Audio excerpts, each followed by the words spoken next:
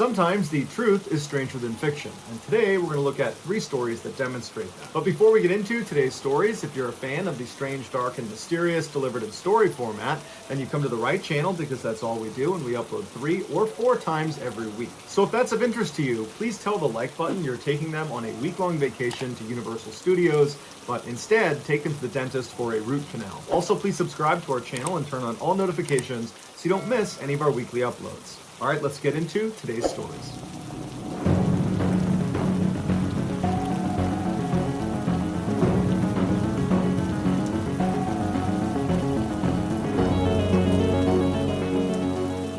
On August 25th, 2010, a small twin-engine propeller plane sat on the tarmac at Kinshasa International Airport in the Congo. As the plane was being refueled, the co-pilots, 62-year-old Danny Philomot from Belgium and 39-year-old Chris Wilson from England, walked up the stairs and into the cockpit. As the pilots got settled in and began their internal systems checks, the flight attendant walked up the stairs, she said hello to the pilots, and then she began preparing the cabin for the passengers. The main cabin began boarding at 11 a.m., and by 11:30 a.m., all 18 passengers that were expected to board had taken their seats. So the flight attendant closed the doors, went into the cockpit, and told the pilots they were ready for takeoff. This was going to be a 1-hour-long routine domestic flight to Bandundu, which is a province that was just outside the border of Kinshasa to the east. This particular crew had made this flight dozens of times in the past without any issues. As the little plane made its way over to the runway, the flight attendant demonstrated what to do in case of various in-flight emergencies, and then by noon, the plane was airborne. 1 hour later, residents of a town located just southwest of Bandundu remembered looking up into the sky and seeing the small prop plane falling through the clouds in a near vertical nosedive. Seconds later, the plane crashed into the ground right in the middle of the neighborhood. Luckily, the crash did not kill anybody on the ground, but unfortunately, the pilots, the flight attendant, and 17 of the 18 passengers died on impact. And the one passenger that survived was very badly hurt and was left in a coma. An investigation was launched into what happened, and very quickly it was theorized that they must have run out of gas, because when they hit the ground, there was no explosion, there was no fire.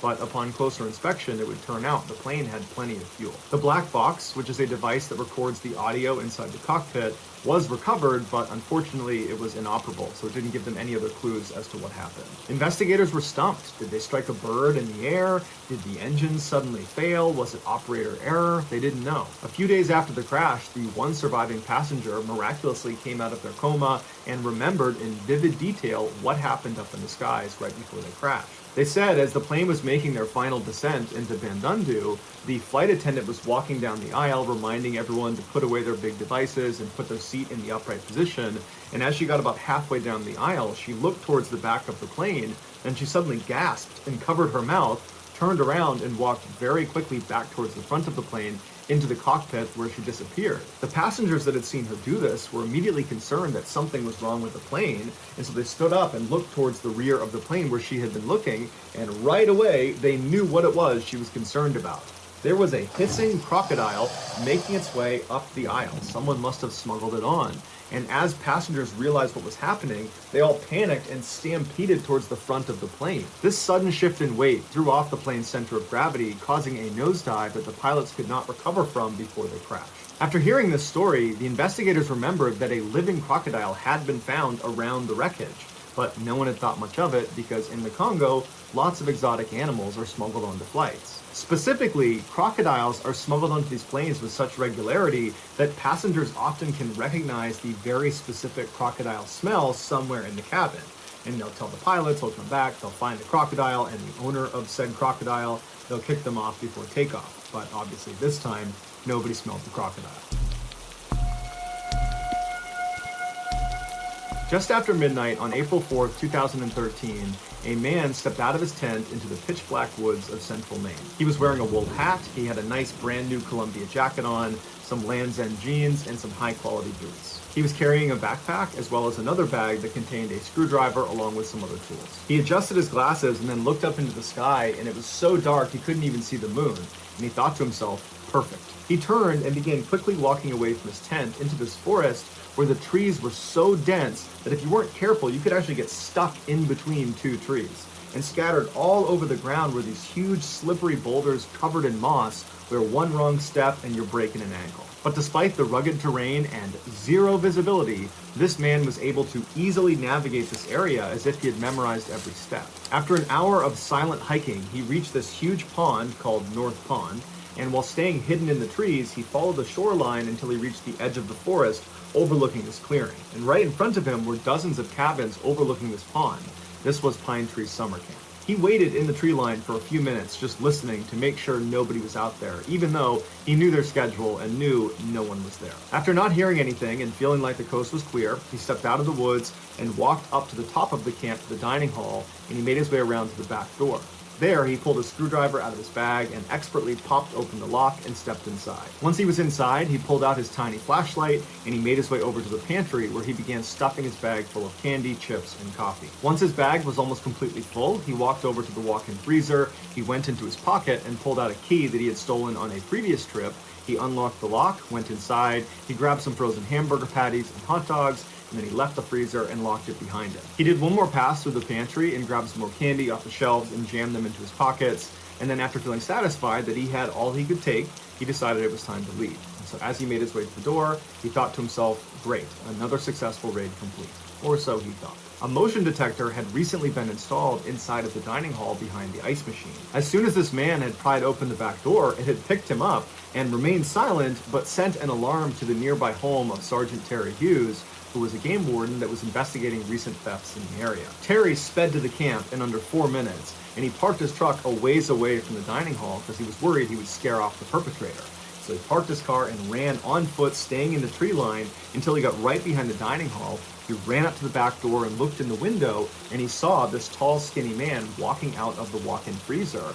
And this guy did not look towards Terry. Instead, he turned and walked farther away from him, over towards the pantry. This guy pulls a flashlight out, he shines it at one of the shelves, and he takes some things off the shelf and puts them in his pockets. And then after standing there for a minute, the man turns off his flashlight, faces Terry, and begins walking towards the back door. At this point, Terry backs off the window and goes behind a tree that's overlooking the back door. He gets his flashlight in one hand and he unholsters his pistol and he waits. Terry watched as this man barely opened the back door. He slinked out the crack, and then he began walking into the woods. And at that point, Terry leapt out, shined the light in his face, drew his pistol, and told him to get on the ground. The man didn't resist. He immediately got on the ground, and Terry called the state police, who were there only a couple minutes later. They arrested this guy and put him on a chair, and then they began interviewing him. They asked him what his name was, and the man just remained silent. So they searched him, but they couldn't find any form of identification, and so they asked him again, what's your name? And the guy, again, didn't say anything. So the officers decided to remove his handcuffs and give him a bottle of water, and then see if he would talk. And sure enough, he did. His speech was slow and awkward and kind of abrupt, like he had not spoken in a really long time. He told them his name was Christopher Knight and that he had been born on December 7th, 1965. He said he didn't have an address, he didn't have a vehicle, and he had never filed a tax return. He told them he lived in a tent in the woods nearby. They asked him how long he had been doing that for, and he paused for a minute and then said, when was the Chernobyl nuclear plant disaster? And the officers looked at each other and they were like, 1986. And he's like, yeah, that's when I went in the woods. And they were like, that was 27 years ago. And Chris said, yeah. The officers asked him, well, 27 years is a long time. You got to be out there with some other people. Is your family out here? You got a girlfriend? You got, some sort of companion out there with you? And Chris said, no, I live out there alone. And in fact, the last time I had a conversation with another person besides now was in 1990 when I happened to walk past another hiker and we both just said hi to each other. Besides that, for 27 years, it's just been me. And it would turn out Chris wasn't kidding, and he went to great lengths to ensure he stayed completely cut off from the rest of society. Despite winter temperatures dropping to negative 20 degrees, he refused to light a fire in fear of giving away his camp. And so instead, when it got that cold, he would just stay up all night pacing around his camp, trying to stay warm that way. He never even talked to himself or sang out loud because he was so worried someone might hear him, and he never left his campsite unless it was basically pitch black on an overcast night because he was afraid of being seen. When the officers asked him if he had access to the internet at least, he said, I haven't seen the internet. Chris wound up confessing to over 1,000 burglaries over the 27 years he had been out in the woods. He said he was ashamed of it, but originally when he had moved out into the woods, he had tried to hunt for his own food and forage for his own food, but he was terrible at it, so he had to resort to theft. He said he only robbed cabins and homes when he was certain no one was there, which meant sometimes going a long period of time between meals. And the food he did find made for a terrible diet. He mostly ate junk food and candy because it was stuff that was easy to find and kept fairly well. When asked why he had moved into the woods in the first place, he didn't really have an answer. Although in a later interview, he would say that growing up, human interaction had always been very difficult for him, and when he was in the woods, he just felt kind of content and at peace. When Chris's story broke, the residents around North Pond were shocked. For decades, they had swapped stories about someone or something haunting the area. Propane tanks, food, batteries, clothes, books would all go missing. They were starting to get scared, especially when it was overcast at night, because they knew that was when this person would come out. But despite staying up at night with their weapons out ready to confront whoever it was doing this, they never found him. And the police were repeatedly called to come in and try to solve this mystery, but they couldn't figure it out either. As the incidents mounted, the Phantom was given a name, the North Pond Hermit. When Chris was finally arrested and some of his life story was leaked to the media, residents of North Pond were torn on how to feel about him. Some people thought he was purely a criminal, that he was a thief, and that not only had he stolen their physical property, he had also stolen their peace of mind and their sanity. Others idolized him like he was some cult hero. He was a man that rejected what society says makes us happy: careers, relationships, material comforts. Yet he was happy. But regardless of how residents felt about his lifestyle, the one thing they could all agree on was how incredible it was that he survived for as long as he did. Winters in Maine are notoriously brutal and cold. A week of winter camping would be considered a huge accomplishment, let alone an entire season. That was totally unheard of, and Chris did entire seasons 27 years in a row. Ultimately, Chris was sentenced to 7 months in prison. When he was released, he was given 3 years of probation, and part of the conditions for his release is that every week he would have to go physically check in with the judge, which meant he would not be able to just escape back into the woods again. When his probation did finally end, he did not go running back into the woods. He decided to remain in society. In an interview, Christopher was asked what he learned from these 27 years in total isolation. What have you learned about the human experience? What did you learn about yourself? Tell us, because you have knowledge that virtually none of us will ever have access to. And apparently he just paused, thought about it for a second, and then looked up at the interviewer and said, "Make sure you get enough sleep." And then he got up and walked away. While we don't know exactly what Chris is up to these days, people that know him say he lives by himself in a small apartment, he has a regular job, and he values his privacy over everything else. One of the least known, most hazardous jobs on the planet is saturation diving. These highly specialized divers do construction and demolition at depths up to 2,000 feet below the surface. Now, unless you're familiar with diving, that depth may not stand out to you, but it should. Deep sea divers breathe compressed air, which is usually a mixture of oxygen, helium, and nitrogen. During the dive, the oxygen is breathed in and completely used up and does not linger inside of their body. But the helium and nitrogen, they are absorbed as they're breathed in into the bloodstream, and they remain there for the duration of the dive. As the diver ascends in the water column, the pressure on them from the water is reduced, which allows these two gases to clear out of their bloodstream. But they clear at different rates. Helium is considered a fast gas, which means you absorb it quickly and get rid of it quickly, but nitrogen is a little bit slower, and so it takes longer for it to absorb into your body, and then takes longer for it to clear out of your body. If a diver doesn't respect this and just rockets to the surface, any of the nitrogen or helium that did not diffuse out of their bodies will bubble up inside of them like a shaken soda, and it will wreak havoc on them, and many times it can be fatal. This condition is known as decompression sickness, or the bends. The way divers mitigate getting the bends is they have decompression stops in their dive, which means after they go down to a certain depth, on the way up, they will stop at a certain depth and just wait. And they will allow these gases to diffuse out of their bodies before making their way up to the surface. These decompression stops are planned and built into the dive beforehand. The deeper you go, the more frequent your decompression stops will be and the longer they will take. To give you a sense of just how long these decompression stops can be, if you dive down to just 250 feet, it might only take you about 15 or 20 minutes to get down there, but the return trip will take almost 4 hours due to the number of decompression stops. If you're going down to 2,000 feet, it will take you over 33 hours to ascend. Naturally, this ridiculous time constraint poses a huge problem for any industry that relies on deep sea work, like oil and gas, because they simply don't have enough divers to compensate for how long these decompression stops take. They tried sending remote-controlled vehicles down to these depths to work on these offshore wells and rigs and pipelines, but they lack the touch and maneuverability to do the job. And so in the 1960s, a crazy solution was implemented to get more people down to these depths for longer periods of time. And it was then that the commercial saturation diver was born. Instead of divers spending hours and hours making all those stops on the way to the surface, they constructed these underwater chambers that the divers would go into after their shift was done. They would sleep inside of these claustrophobia-inducing metal chambers, and then the next day they would put their dive gear back on, hop outside of the chamber, and then just start working again. Nowadays, these chambers are either left down at depth where the diver is located, and they can just go in and out, and that's the whole process. Or there's a dive bell that sits down near the work site, and the diver, when they're done, goes back into the dive bell. It kind of looks like an escape pod, and it's raised by a crane all the way up to the surface, where it's placed on top of a ship or a rig. And inside of this dive bell, the pressure is artificially made to match the depth they've been working at. And then when they're placed up on the surface on the ship or the rig, the bell is connected to a bigger chamber that's also set to the same pressure they are at down at depth.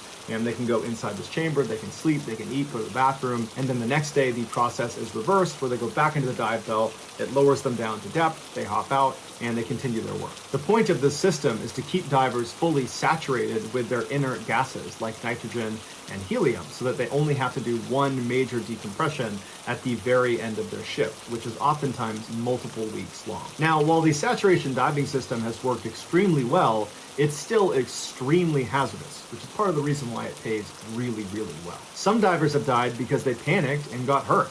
And if you think about what their job really entails, they are going down thousands of feet all on their own into total pitch black nothingness. They have one crummy light they can barely see about 10 feet in front of them. They're operating heavy, dangerous equipment. There are large animals swimming around them that they can't see. Oftentimes they're perched on a pipeline, clinging to it, that if they were to fall off of it and detach from the dive bell, they would sink into an abyss and no one could get them again. And so it's an easy place to get hurt. Other divers have died because they were given the wrong mixture of gas. And so at depth, they began having seizures, and there's nothing anyone can do to help them. But the most well-known and brutal saturation diving accident involved something called explosive decompression. On November 5th, 1983, 4 saturation divers were working off of the Byford Dolphin oil rig in the North Sea. Just after 4 a.m., 2 of the men, Edwin Coward and Roy Lucas, were in their bunks lounging inside of that chamber that sat up on the rig. The other 2 men, Bjorn Bergensen and Troels Hellevik, had just finished their shift down below. They had gone into the dive bell and were being raised by crane to go up to the chamber on the rig. Once the dive bell was up on the rig, 2 dive tenders named William Crammond and Martin Saunders began clamping the bell onto the side of the chamber. Without getting too into the weeds about how it actually works, getting divers to go from one highly pressurized area, the dive bell, into another highly pressurized area, the chamber, and vice versa, basically it just boils down to opening doors at very specific times, and doing it wrong will result in catastrophe. The process was going just fine. Hellevik and Bergensen had exited the dive bell, they'd gotten into the chamber, and they were literally in the process of shutting their internal door when outside, dive tender Crammond made a huge mistake. Before Hellevik had sealed his door, Crammond, for whatever reason, undid the latch that connected the dive bell to the chamber. And what this did is it created a vacuum that instantaneously depressurized the chamber where the 4 men were from 9 atmospheres down to 1, and it created so much pressure coming out of the chamber that it fired the dive bell straight out like a bullet, killing Crammond and severely injuring Saunders on the outside. Inside the chamber, all 4 men literally had the air ripped out of their chests. Hellevik, who was closest to the door, was literally sucked through the narrow crack because the door had not sealed. He was sucked through and rocketed out the other side. Basically, all 4 men exploded, but fortunately, they died instantly. So that's going to do it, guys. If you found the secret in today's episode, let us know in the comments what it is and where you found it. And if you're the first to do that, we will pin you at the top of the comments section. If you enjoyed today's video and you haven't done this already, please tell the like button you're going to take them on a vacation to Universal Studios, but instead just take them to the dentist for a root canal. Also, please subscribe to our channel and turn on all notifications so you don't miss any of our weekly 3 or 4 video uploads. If you want to get in touch with me, you can direct message me on Instagram or on Twitter. My username for both platforms is the same. It's JohnBallin416. I also have a ton of content over on TikTok where my username is Mr. Ballin. I also have a second YouTube channel called Mr. Ballin Shorts where I post short videos. If you have a story suggestion, please submit it to our subreddit just called Mr. Ballin. It's linked in the description below. So whether I see you on Instagram, Twitter, TikTok, Reddit, YouTube, or some combination, just know that I really appreciate your support, and until next time, that's going to do it. See you.